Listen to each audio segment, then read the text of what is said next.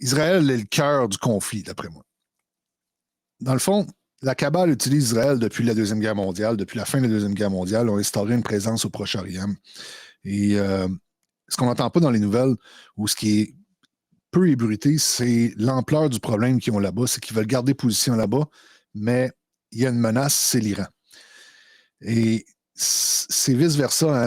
Israël est une menace pour l'Iran est une menace pour Israël. Parce qu'Israël a pour intérêt en ce moment, et la Kabbale a intérêt pour l'instant, de faire tomber un des trois pays indépendantistes. La Chine, la Russie, puis l'Iran. La Chine est très puissante. La Russie, superpuissance nucléaire.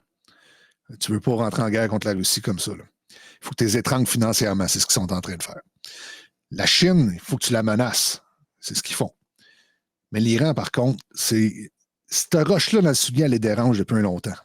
Mais si tu veux réussir à aller chercher que les Chinois et les Russes se commettent et fassent des erreurs militaires, que tu pourrais après leur pointer du doigt puis rentrer en conflit officiellement avec eux autres, il faut que tu ailles chercher le talon d'Achille. Et d'après les financiers internationaux, c'est l'Iran.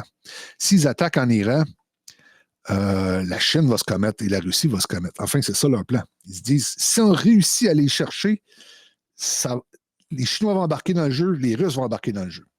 C'est des alliés proches de l'Iran. Z Radio.